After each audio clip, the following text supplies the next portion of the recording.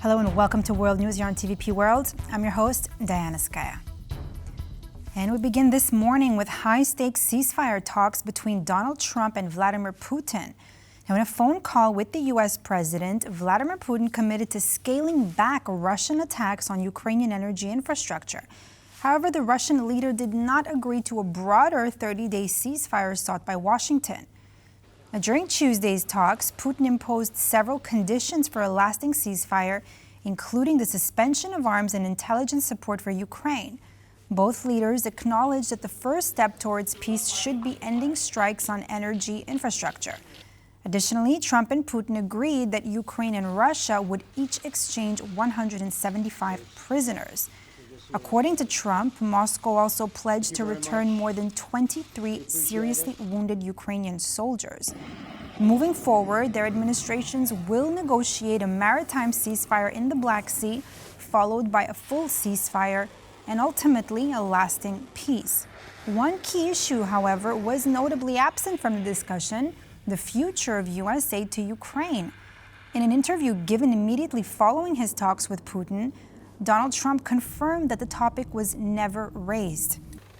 U.S. Special Envoy Steve Witkoff has said that further diplomatic talks between the United States and Russia will be held on March 23rd in Jeddah, Saudi Arabia, and they will be led by National Security Advisor Mike Waltz and Secretary of State Marco Rubio. Now, amidst these ongoing ceasefire talks, the Russian army launched a massive strike on civilian infrastructure in several regions of Ukraine overnight. According to the Ukrainian president, some 40 Russian drones have been destroyed in the skies over Ukraine. Now, Zelenskyy noted that such actions ordered by the Kremlin can be viewed as a response to international peace efforts. Furthermore, the Ukrainian president appealed to the international community to respond to the attack by introducing a new package of sanctions against Russia. He also called for more military support to be sent to Ukraine and more security guarantees for the war-torn country. Meanwhile, Ukraine attacked the Kaskavskaya oil transshipment point in Russia. The facility is used to transport Russian oil into the Caspian pipeline. Now, the Ukrainian president, while in Helsinki for talks with his Finnish counterpart, Alexander Stubb, said he was skeptical about trusting the Russians while commenting on the announcement of Moscow's participation in an energy infrastructure ceasefire with Ukraine. However, he emphasized that Kyiv remains ready to support all efforts towards peace. If President Trump can put more pressure on Vladimir Putin in terms of details and force him to stop striking the energy infrastructure and the sea, if this is the first step and there are no other steps, then he should share the details on how we are going to do it. I am sure that Ukrainian and American sides will support any step that will lead to decreasing the number of strikes on both military and civilian infrastructure. We support all steps aimed at the end of the war. We will support them. But in order to support them, we need to understand what exactly we support. When President Trump has time, he is a busy man. When he has time, he can call me anytime. He has my phone number. We are ready to talk through further steps with pleasure.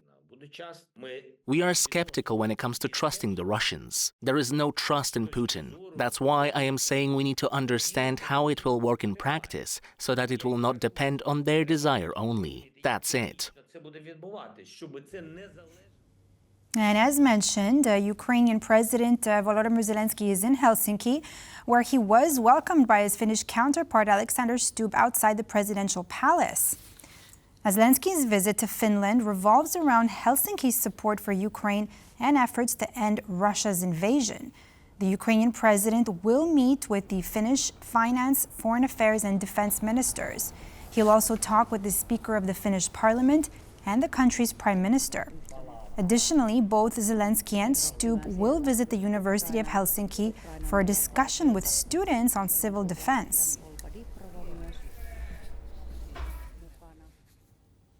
Now, the phone call between Donald Trump and Vladimir Putin is drawing attention from all around the world, but nowhere more than in Ukraine itself. Now, let's go to our correspondent in Kyiv, Oz Chatterjee. Good morning, Oz. I mean, this phone call that many people were anticipating, particularly here, Ukrainians. What are some of the reactions coming out of Ukraine to this call between Trump and Putin?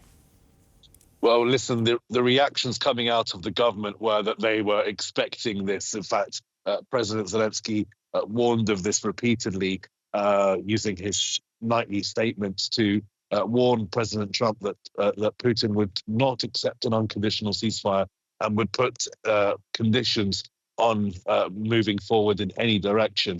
And that's apparently clearly what he has done. Now, as for the Ukrainian reactions, we have some initial reactions from people given to the news of this phone call. Let's take a listen to what they had to say. I think this will be a step toward a ceasefire if Russia really stops attacking Ukrainian energy infrastructure. But to be honest, I hardly believe it will be long-lasting. Talking about peace with those people will lead to nothing in the future. So the answer to the question whether it will help, my answer is no. We've seen already ceasefires for 30, 60 and 90 days in the past, starting from 2014, and unfortunately they did not bring any good. I'm from the occupied territories, and I've seen myself what the Russians were doing to civilians and our infrastructure. There was no respect for us there. There was no peace, there is no peace, and there will be no peace. Very clear words from the Ukrainians asked about their view of this supposed ceasefire deal. There is no trust here in Ukraine towards Moscow. And clearly from looking at the attacks overnight, it's certainly true that the ceasefire certainly hasn't come into effect here.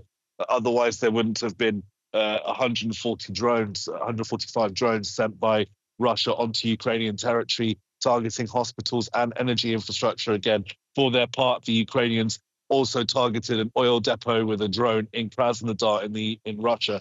So the Trump administration has a lot of work to do if it wants to see this temporary energy ceasefire come into effect. One thing is certain, it certainly hasn't taken into effect on Wednesday morning. Back to you, Diana.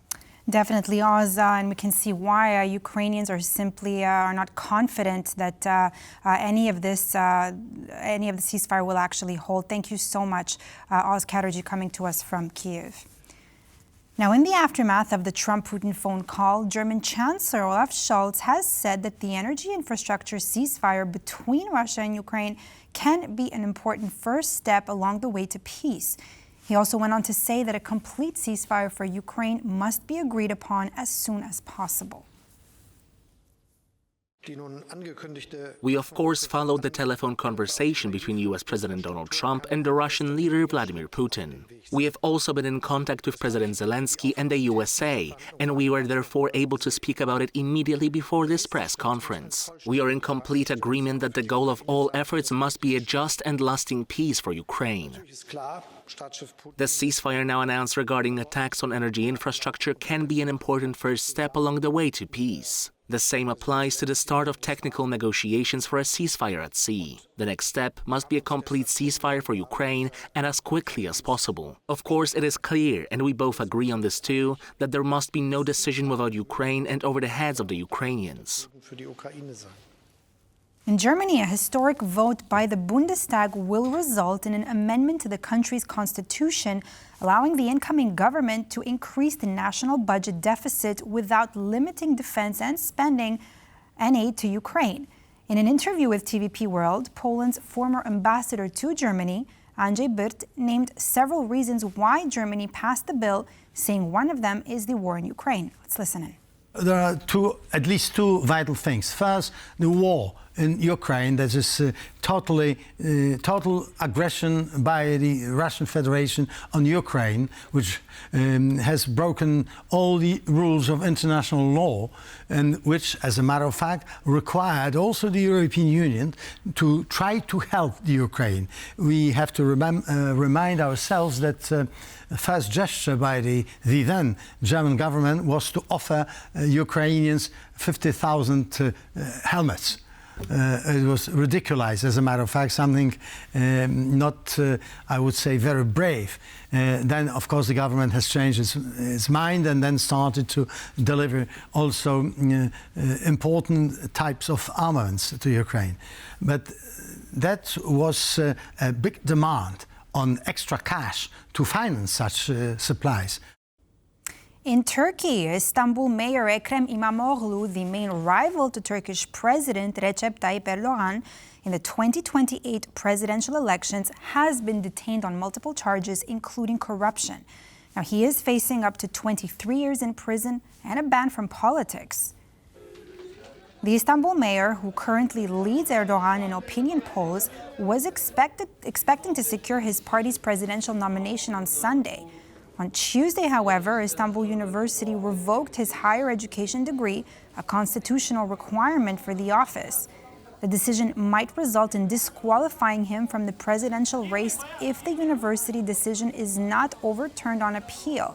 İmamoğlu has accused the government of utilizing the judiciary as a political weapon to maintain its grip on power.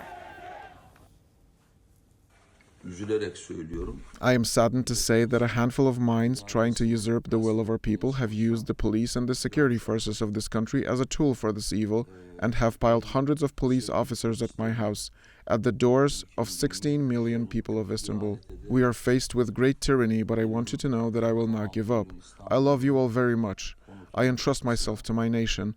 Let my entire nation know that I will stand tall.